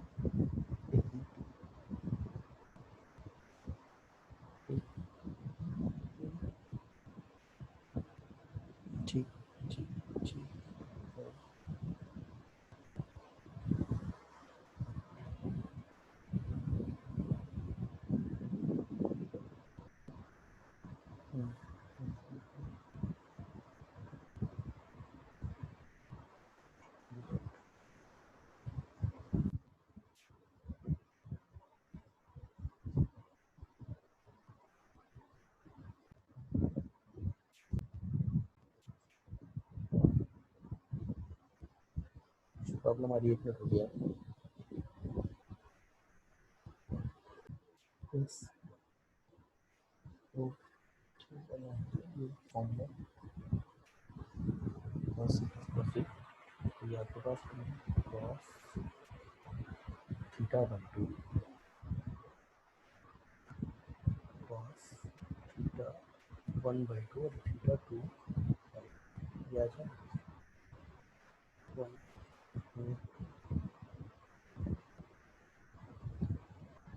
2 cos theta 1/2 cos theta 2 upon 2 sin theta 1/2 sin theta 2 कितना आ जाएगा मेरे पास, फ्लिप कर देता हूँ, tan theta 1/2 tan theta 2/2 equal to 1 minus e upon 1 plus ये। तो किसके लिए है, जब आपकी जो फोकस है वो ए ई कॉमा जीरो से पास होती है, ठीक है ना, ए ई कॉमा जीरो से पास होती है, तब ये है इसका कोई रिजल्ट। आई थिंक इसमें कुछ problem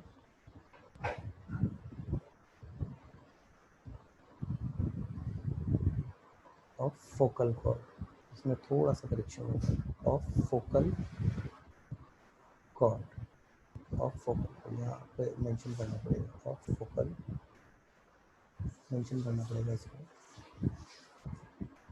of focal chord through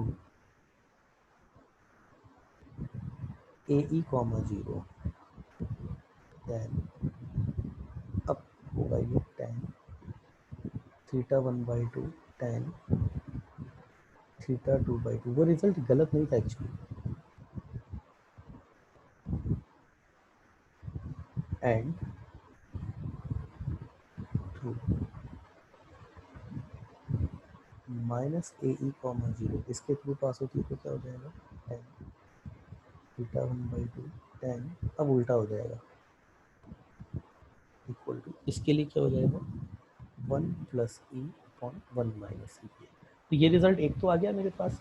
और सिमिलरली अगर मैं इसी को ही माइनस ए कॉमा जीरो के लिए कर दूँ, अगर इसी को ही माइनस ए कॉमा जीरो के लिए कर दूँ तो ये रिजल्ट फ्लिप हो जाएगा। लिख देते हैं for s dash minus a e comma zero tan theta 1/2 comma tan theta 2/2 equal to ये हो जाएगा मेरे पास 1 प्लस ई अपॉन 1 माइनस। चलिए आगे देखते हैं। Next tangent tangent to normal. अब स्टार्ट हुआ, let tangent to hyperbola, sorry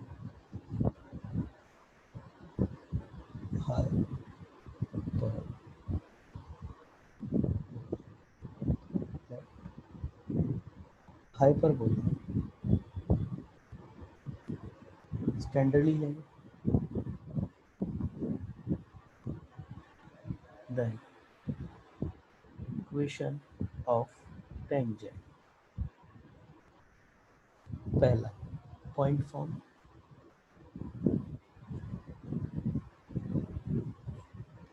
equation of tangent at point P x1 y1 to hyperbola, कौन सा,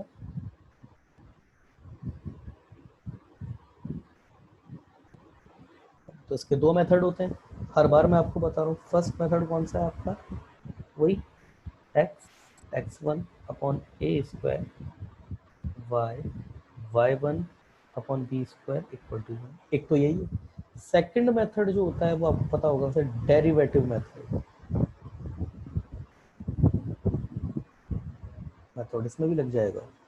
क्या निकालेंगे पहले, m कैसे निकलेगा, dy by d x at P x1 y1, तो उसको निकाल, dy बाई डी एक्स ये है आपके पास, तो dy बाई डी एक्स अगर मैं निकालूंगा तो dy बाई डी एक्स अगर मैं इसी को निकालूंगा तो इसका अगर मैं डेरिवेटिव करना परफॉर्म करूंगा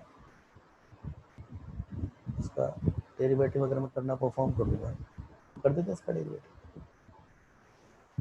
डेरिवेटिव करेंगे, इसका डेरिवेटिव कीजिए तो कितना हो जाएगा 2x upon a square minus 2y upon b square और फिर y डैश। अच्छा कुछ बच्चों जो भक्ति को प्रॉब्लम आती है इसमें, तो भक्ति आपके लिए देखिए इसमें होता क्या है ना, ये x square upon a square, इसका पहले डेरिवेटिव करेंगे तो सबसे पहले देखो कांस्टेंट है, कांस्टेंट तो बाहर गया, एक्स स्क्वायर का होगा डेरिवेटिव, तो एक्स स्क्वायर का हम आगे हमारे 11th 12th में अच्छे से आएगा ये, तो ये कितना हो जाएगा 2x।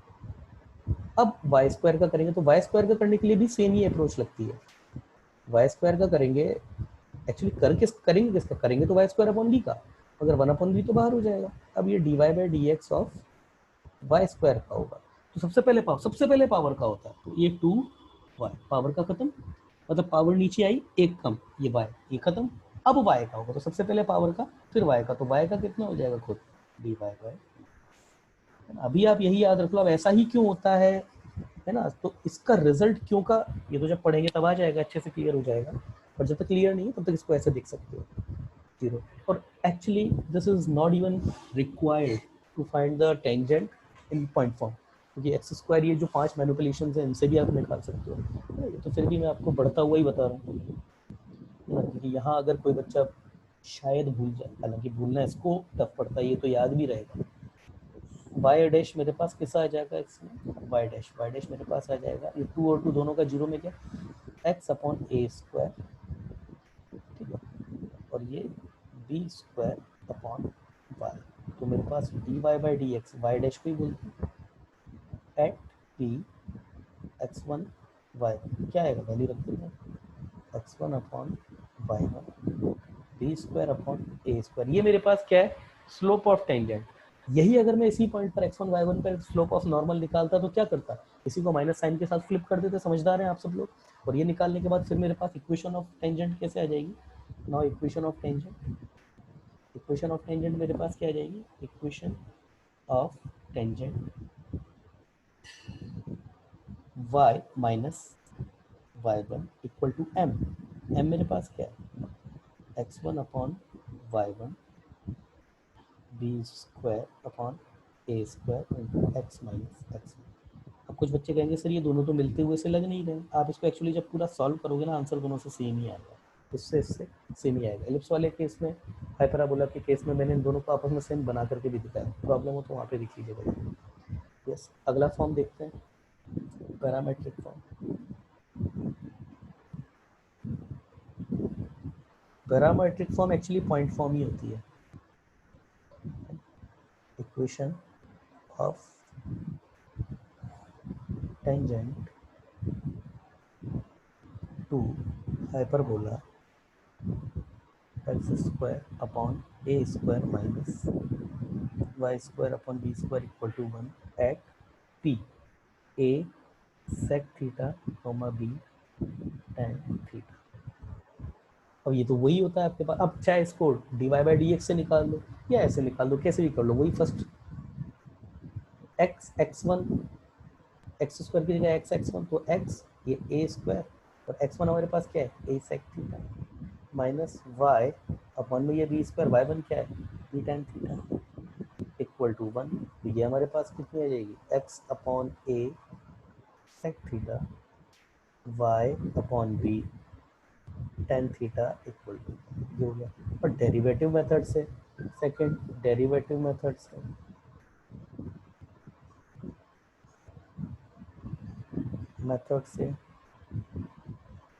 तो डेरिवेटिव मेथड से निकालेंगे तो वो d y by d x at p a sec theta comma b tan theta क्या आ जाएगा, क्या था हमारे पास x one upon y one ही तो आया था ना, तो a upon b sec theta tan theta, तो यस इस, हाँ ये एक्स वन है और ये वाई वन है, और अब हमारे पास जो आएगा वो हम वैल्यू रखेंगे उसकी, तो ये हमारे पास हो जाएगा,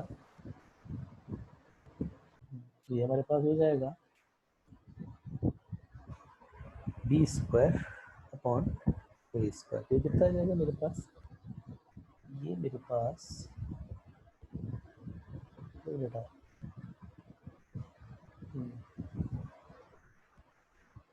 चलिए इधर से ये एक भी जाएगा तो इधर से ये एक ए चला जाएगा, तो ये मेरे पास हो जाएगा b upon a sec theta upon में ये tan थीटा, तो मेरे पास कोसेक थीटा हो जाएगा ये ना। I think so check once a से ए कैंसिल हो गया, बी से बी कैंसिल, बी अपॉन में और ये sin थीटा, हाँ ठीक है ए हो ठीक है ना, सेक थीटा। तो मेरे पास लाइन की इक्वेशन क्या हो जाएगी simply y minus b tan theta equal to m, पहले तो b upon a cosec theta और ये x minus a sec theta, ये हो जाएगा। अगला देखिए स्लोप फॉर्म, सबसे इंपॉर्टेंट तो यही है। Let equation of tangent to hyperbola x square upon a square minus y square upon b square equal to 1 in slope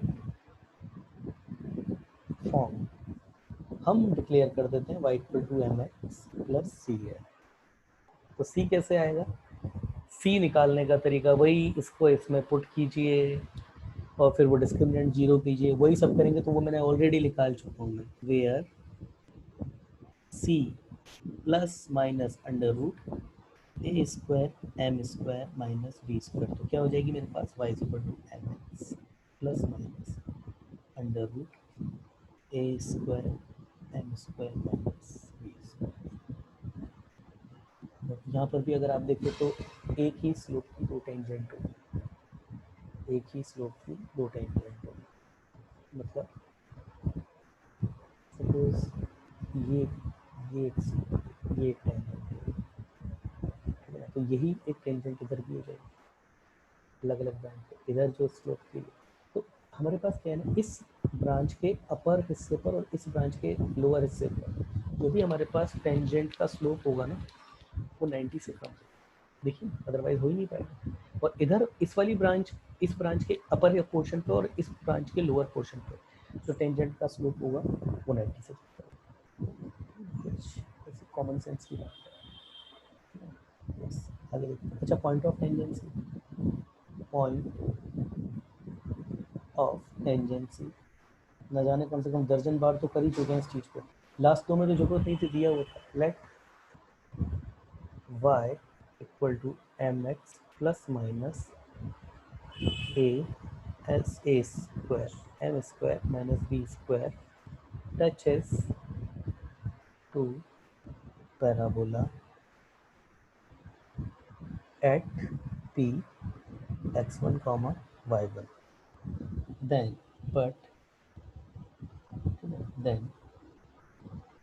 equation of tangent.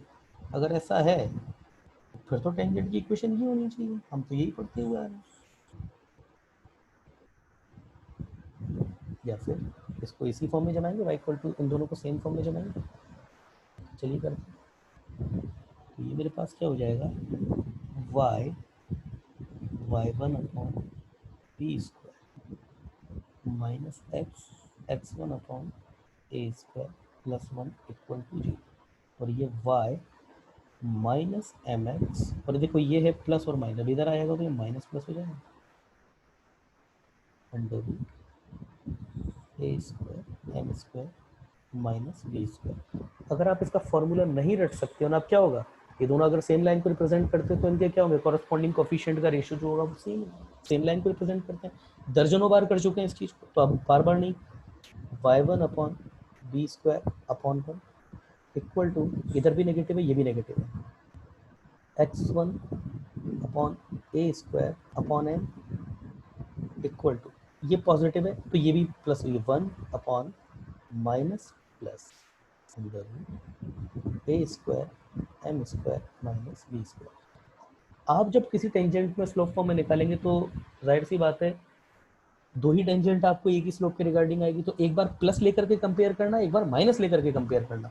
मतलब एक बार यहाँ साइन प्लस लेना, ध्यान देने वाली बात, जिसका माइनस का साइन लेने पर जो कोऑर्डिनेट आएंगे ना वो प्लस वाले के पॉइंट ऑफ टेंजेंसी है, क्योंकि प्लस वाला ही आगे जाकर के माइनस में कन्वर्ट हुआ है। ये जहाँ पे ध्यान देने वाली बात है, ऐसा उधर भी हुआ था।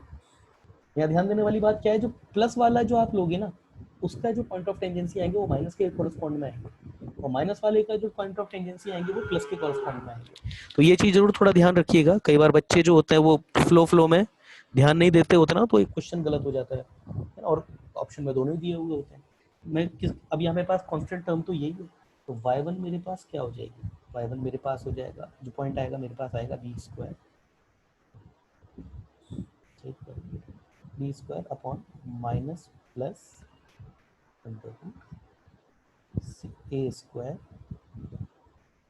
M square minus b square. Similarly x one मेरे पास कितना आएगा, देखो एक्स वन कितना आएगा, एम ऊपर जाएगा ए नीचे रह जाएगा, एम अपॉन ए स्क्वायर, और ये प्लस माइनस नहीं माइनस प्लस है, माइनस प्लस माइनस प्लस, तो वही a square m square minus b square, है ना। तो कई एक मिनट, कुछ गड़बड़ हुई है, कुछ गड़बड़ हुई है, ये नहीं होता ये गड़बड़, कुछ गड़बड़ हुई है। y1 अपॉन बी स्क्वायर, ठीक है, ये गलती एक्स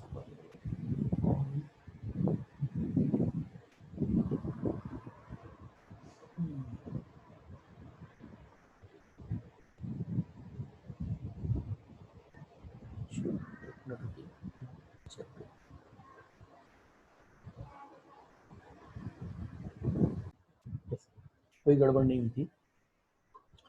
ये x1 अपॉन में ये ए स्क्वायर आएगा, यहाँ पे अपॉन में ए स्क्वायर आएगा, तो ये m भी ऊपर जाएगा, ए स्क्वायर भी नीचे आएगा। मैंने गलती से इसको नीचे लिख दिया, तो इसको रब कर देता हूँ थोड़े से, मैंने गलती से ये a square M A square नीचे आएगा, तो ये भी ऊपर जाएगा। ये मेरे पास जो होगा a square m upon minus plus under root a square m square minus b square. मेरे पास पॉइंट ऑफ टेंजेंसी क्या आएंगे, मेरे पास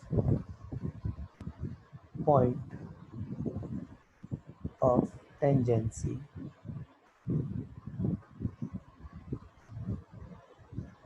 पॉइंट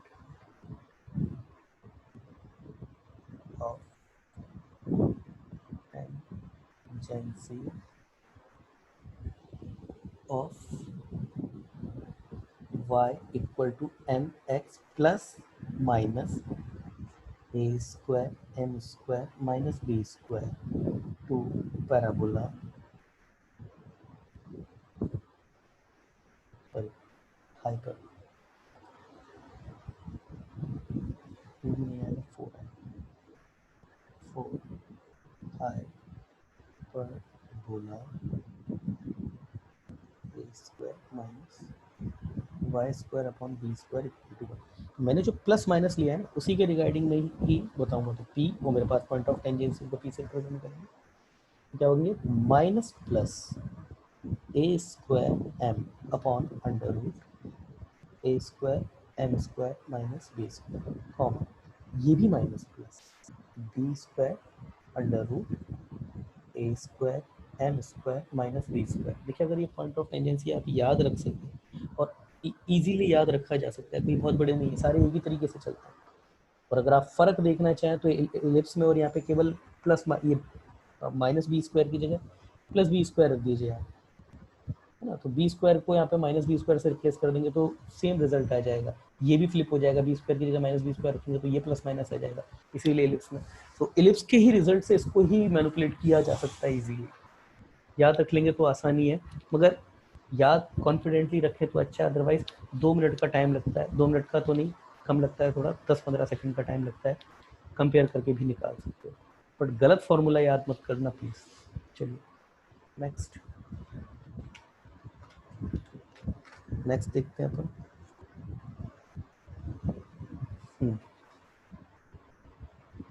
इंटरसेक्शन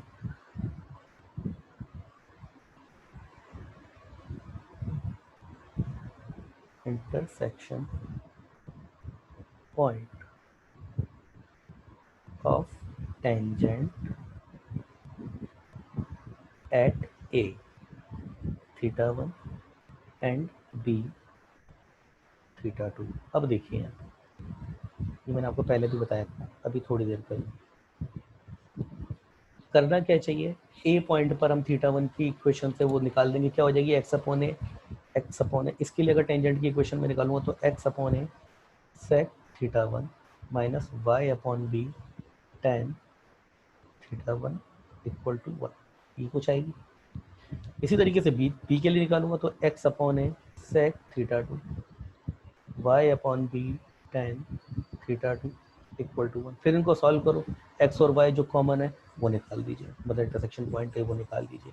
मगर अगर मैंने आपको उस समय भी बताया था, अगर हमको कॉर्ड की इक्वेशन याद है इन दोनों पॉइंट को मिलाने वाली, जो हमारे पास क्या आई थी, x upon a cos theta 1 minus theta 2 upon 2 minus y upon b sine theta 1 plus theta 2 upon 2 equal to cos theta 1 plus theta 2 upon 2। यह आई थी हमारे पास कॉर्ड की इक्वेशन। तो हम सीधे ही इनके पॉइंट ऑफ टेंजेंस को याद सकते हैं, क्या हो जाएंगे, intersection point of tangent at A जिसका पैरामीटर थीटा 1 है एंड बी जिसका पैरामीटर थीटा 2 है, क्या हो जाएंगे हमारे पास पी, उस पॉइंट को मैंने पी नाम दिया हुआ है।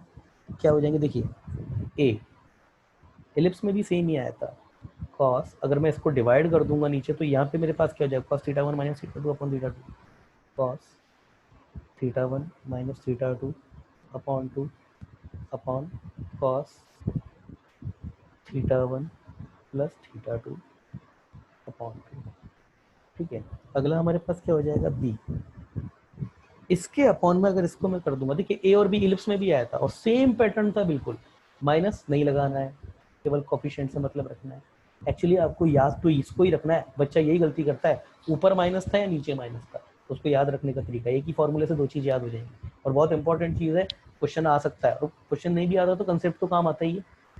तो ये मेरे पास अगर मैं इसको डिवाइड करूंगा तो sign theta 1 plus theta 2 upon 2 upon cos theta 1 plus theta 2 upon 2, ये आपका आर्ग्यूमेंट सेम है, तो ये तो आपके पास एक्चुअली क्या हो जाएगा, ten theta 1 plus theta 2 upon, ये है आपके पास पॉइंट ऑफ, है ना, पॉइंट ऑफ इंटरसेक्शन।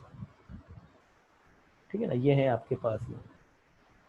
किस क्या क्या तरीके से काम हो जाएगा, सपोज ये हाई पैराबोला, एलिप्स में भी सेम इसी तरीके से, ये आपका हाई पैराबोला है, ये आपके पास कोई पॉइंट पी है, इससे आपने सपोज दो टेंजेंट डाली, एक इधर आ गई मान लीजिए, एक ये इधर आ जाती है। हाँ, एक पॉइंट से दो अलग अलग ब्रांच पे भी टेंजेंट डाली जा सकती है, ऐसा नहीं है कि सेम एक ही पॉइंट से अगर टेंजेंट डालेंगे तो वो एक ही पॉइंट में आनी चाहिए, ऐसा नहीं, अलग। हालांकि इसके लिए भी एरिया बटा हुआ होता है, इसको आप डीपली देखेंगे क्योंकि IIT JEE point of view से बहुत इंपॉर्टेंट है वो चीज़। एक रीज़न होता है, वहाँ पर ही होता है कि दोनों टेंजेंट सेम ब्रांच पर है, अलग अलग ब्रांच पर है। मैंने तो अंदाजे से लिया है। तो ये कैसे हो सकता था, देखिए सपोज अगर कैसे क्वेश्चन बन सकता है, यहाँ पे आपको पॉइंट P दे दिया, या फिर ये एक टेंजेंट इधर दे दी, एक टेंजेंट इधर दे दी, और फिर ये आपसे पूछ लिया कि अगर ये आपके पास पेयर ऑफ टेंजेंट है किसी पॉइंट से डालेगी तो उसका इंटरसेक्शन पॉइंट, ये आपको काम आ जाएगा, इससे आप निकाल सकते हो। दूसरा, आपको कोई वेरिएबल दो, टेंजेंट दे दी, एक इधर से एक इधर से, और फिर बोला कि इंटरसेक्शन पॉइंट का लोकस आप बताओ, तो उनको सॉल्व करके उनमें जो पैरामीटर होंगे उनके हिसाब से ये वेरिएबल पॉइंट आप निकाल देंगे, इससे इसका लोकस निकाला जाएगा। कई क्वेश्चन किए हमने इसके ऊपर। ठीक है ना, तो इंपॉर्टेंट फॉर्मूला है, प्लीज़ याद रख लीजिएगा। कोई और अच्छा तरीका आपके पास हो तो वो अप्लाई कीजिएगा, बट ये याद होना चाहिए। चलिए अगला देखते हैं। अगला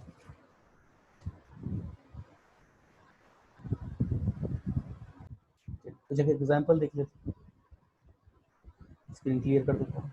examples, find the equation of tangent to hyperbola, find the equation of tangent to hyperbola की इक्वेशन आपको गिवन है x square minus 4 y square equal to 36 which is perpendicular to x minus y plus 4 equal to 0 and also find point of contact या point of tangency। कोई भी बहुत डम वाला तो नहीं है। एम मुझे पता है, जो मुझे निकालना है इसके परपेंडिकुलर हो तो इसका तो स्लोप 1 है तो इसका -1 हो जाएगा। अब मेरे पास इक्वेशन क्या हो जाएगी लाइन की, मतलब now equation of tangent y equal to m x plus minus 2 आएंगे a square m square minus b square. तो y मेरे पास होगा m कितना मेरे पास माइनस एक्स प्लस माइनस ये sorry minus x plus minus a square m square 1 हो जाएगा माइनस बी स्क्वायर। अच्छा ए क्या है यहाँ पे, ये तो मेरे पास 6 ये डिवाइड होगा 6 और ये मेरे पास 4 है तो 4 से अगर मैं इसको डिवाइड करूँगा 9 टाइम तो बी स्क्वायर मेरे पास 3 है। यस बी स्क्वायर मेरे पास जो है वो 3 है। ये मेरे पास कितनी आ जाएगी लाइन की equation y equal to minus x plus minus under root ये मेरे पास 36 minus 9 36 minus 9 3 root 3 I think y equal to minus x plus minus under root 3 root 3 yes. बन गया पॉइंट ऑफ कॉन्टैक्ट, या तो कंपेयर कर लीजिए और अगर फॉर्मूला जैसे मुझे तो सीधे फॉर्मूला याद है इस केस में तो minus plus a square m square upon under root a square m square minus b square. Formula याद रखिएगा भाई, ये b square upon under root a square m square minus b square. तो पॉइंट ऑफ टेंजेंसी मेरे पास क्या है, देखो a square m square minus b square तो सॉल्व पड़ा हुआ है 3 रूट 3, ठीक है ना। एम आपको पता है ए भी आपको पता है तो क्या हो जाएगा minus plus a square is how much 36 m square तो बन गई 36 upon 3 under root comma b square ये minus plus b square is how much 9 upon 3 under root कितने आए मेरे पास point of tangency minus plus 3 से कितने टाइम कैंसिल होगा 3 रूट 3 है बेटा ये 9 इंटू 4 है तो 3 into 3 4 root 3 I guess 4 root 3 9 है 3 3 से 3 रूट 3 सही और ये अगेन माइनस प्लस ये 3 रूट 3 फिर से ये तो आपका रूट 3 बचेगा, ठीक है। अब बात आती कौन सा किसका है, तो y equal to minus x अगर मैं प्लस 3 रूट 3 लेता हूँ, है ना, तो पॉइंट ऑफ टेंजेंसी पीओटी क्या आएंगे मेरे पास माइनस के कॉरस्पॉन्डिंग आएंगे minus 4 under root 3 comma minus root 3 और यही अगर मैं y equal to minus x minus 3 root 3 वाला लेता हूँ तो पॉइंट ऑफ टेंजेंट या कॉन्टैक्ट वो कितने आ जाएंगे प्लस वाले। ये रहे, चलिए आगे देखते हैं नेक्स्ट एग्जांपल।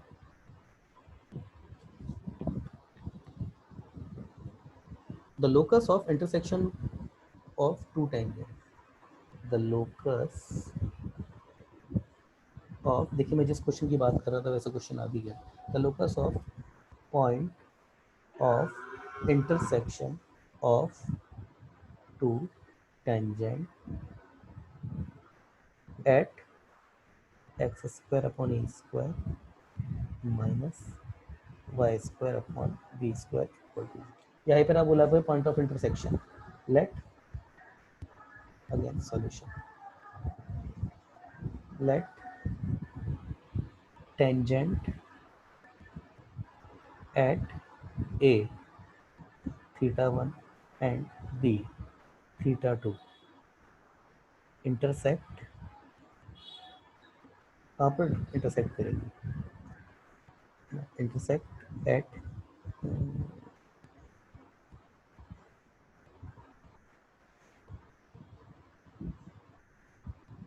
एक मिनट क्वेश्चन कंप्लीट नहीं रुकिए, क्वेश्चन कंप्लीट नहीं है ये। The locus of point of intersection of two tangent at this 4 होगा for this yes if product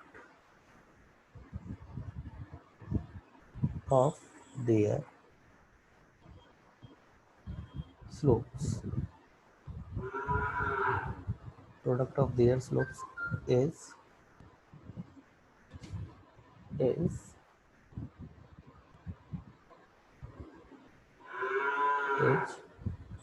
c square.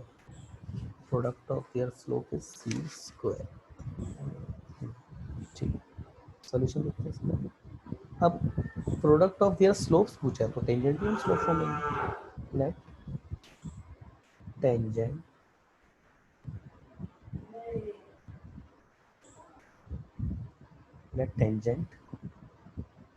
with slope m is y equal to mx plus minus a square m square minus b square। ये होगी, देखिए हम यहाँ पर दिमाग क्या लगाएंगे, पहले मैं बता देता हूँ, बाद में उसको एनालिटिकली करेंगे। तो ये मेरा कोई हाइपरबोला रहेगा। अब मेरे को करना क्या है ना, मुझे इसके पॉइंट इंटरसेक्शन का लोकस निकालना है। अगर एक टेंजेंट मेरी ये है और दूसरी टेंजेंट जैसे सपोज मेरी ये आती है, इसका स्लोप मेरे को बोल देता हूँ मैं m1 है और इसका स्लोप मेरे को m2 है। इसका स्लोप के बीच में मुझे कंडीशन पता है, तो मुझे इसका इंटरसेक्शन पॉइंट निकालना है। अब एक तरीका तो क्या है ना कि मैं m1 का एक लाइन को एज्यूम करूं, मतलब m1 लूं इसमें और दूसरा m2 लूं। ये प्लस माइनस जो है ना ये तो पैरेलल है, मेरे को एक ही लाइन से मतलब था।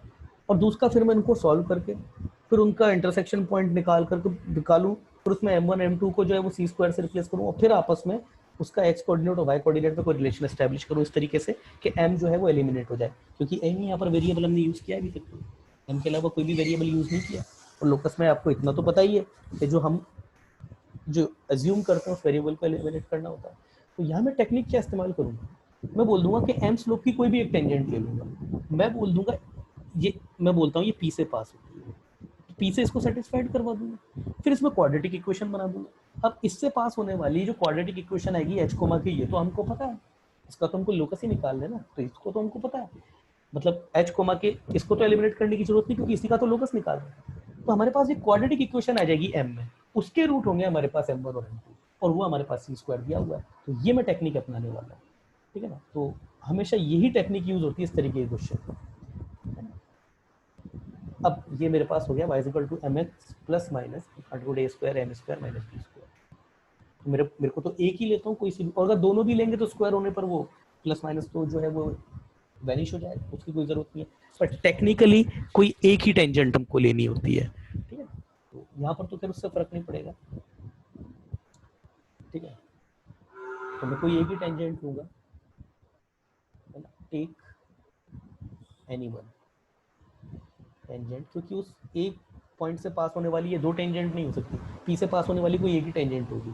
तो मैं y इक्वल टू कोई भी ले सकते हो आप, मैं प्लस वाली ले रहा हूँ। क्यों प्लस वाली ले रहा हूँ, देखने में अच्छी लगती है इसलिए। If this tangent passes through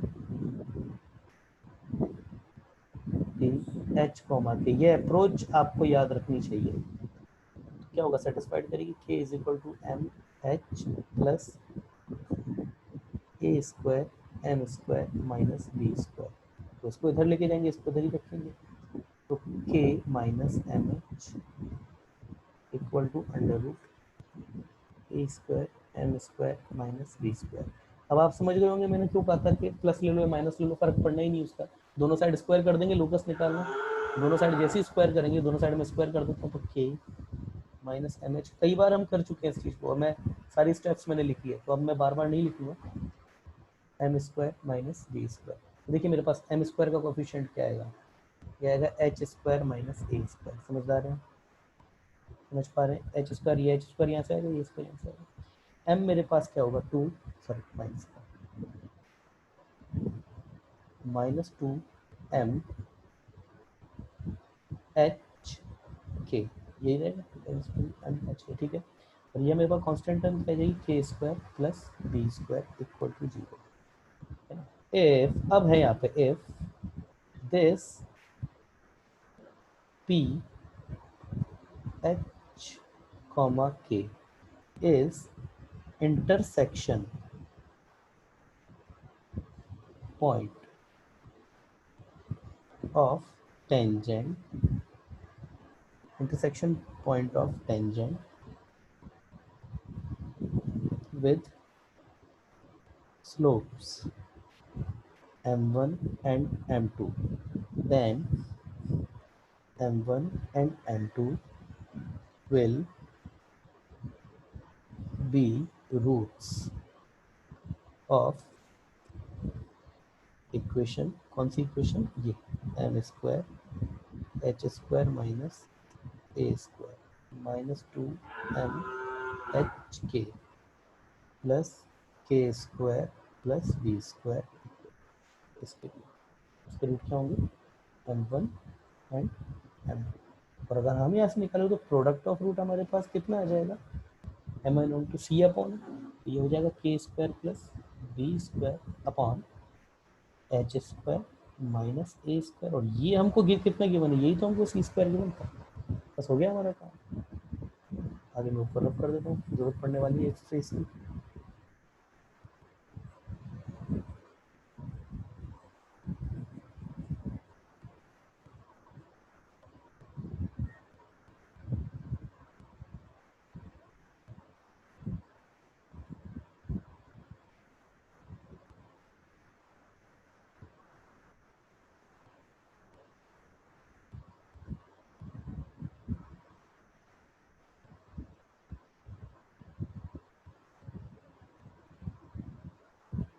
चलिए आगे देखते हैं। तो मेरे पास क्या है, मेरे पास कंडीशन जिससे मुझे मतलब है that k square plus b square upon h square minus a square equal to c square. अब किसका निकाल रहे हैं लोकस, एच को के का लोकस निकाल रहे हैं, तो क्या करें, एच को एक्स में और के को वाई से रिप्लेस कर दीजिए। तो जैसे ही आप करेंगे तो y square plus b square upon x square minus a square equal to c square.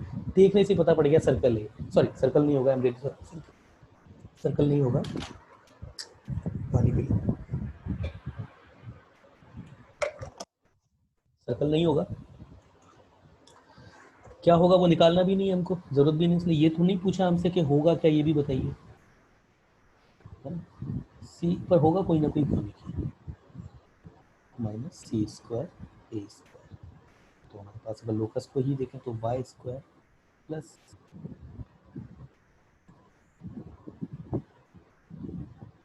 Y square minus c square x square plus b square plus c square a square, यही locus है आपका, ठीक है। चलिए अगला देखते हैं, what the next question is, ठीक है।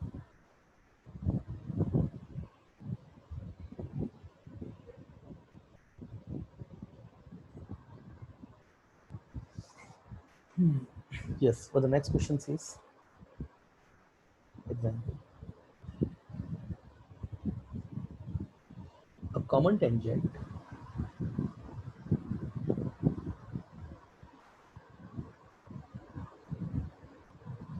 common tangent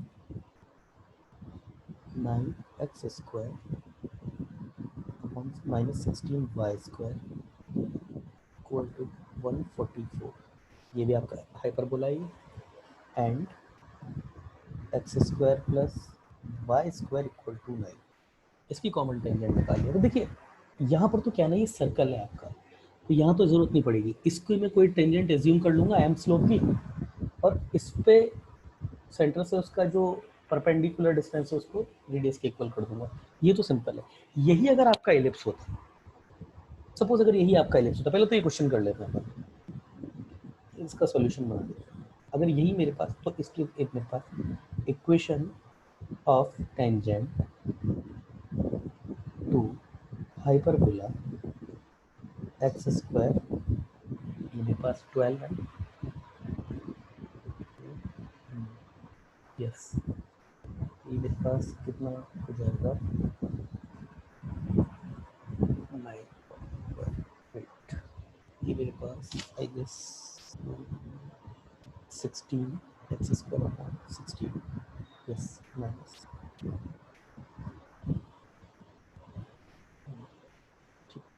Y square upon 9, yes, यही है, इक्वल टू। इस पर अगर मैं टेंजेंट की इक्वेशन निकालूं slope form with slope m, मेरे पास कितनी रहेगी, वाई इक्वल टू, मैं कोई एक ही टेंजेंट लूँगा इसमें, दो नहीं लूँगा, प्लस और माइनस ऐसे करके नहीं लूँगा। अगर दो वैल्यू भी होंगी ना एम की तो वो इधर से आ जाएंगी, m x plus under root a square मेरे पास कितना जो है 16 एम स्क्वायर माइनस 9, ये हो गई मेरी इक्वेशन। ये मैंने इक्वेशन ऑफ टेंजेंट यहाँ से एज्यूम करी। अब ये अगर मेरे पास सर्कल की इक्वेशन भी है, तो अब यहाँ से देखिए दो तरीके हैं आपके पास, दो तरीके हैं आपके पास। पहला मेथड, बस क्या करूँ मैं, सर्कल के सेंटर से इसके ऊपर परपेंडिकुलर डिस्टेंस डाल के इसको बोल दूँ कि ये रेडियस की इक्वल होगी। पहले इफ दिस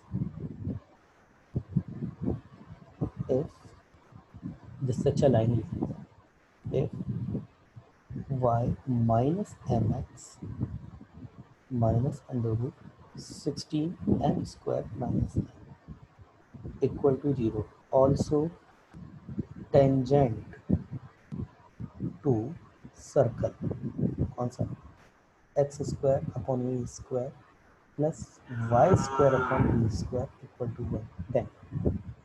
इसके से क्या कर रहा हूँ ये मैंने एनालिसिस, सर्कल की इक्वेशन मुझे क्या गिवन है, x square plus y square equal to 9, तो ओरिजिन से परपेंडिकुलर की डिस्टेंस इक्वल टू 9 हो जाएगी, मतलब सॉरी 3 हो जाएगी।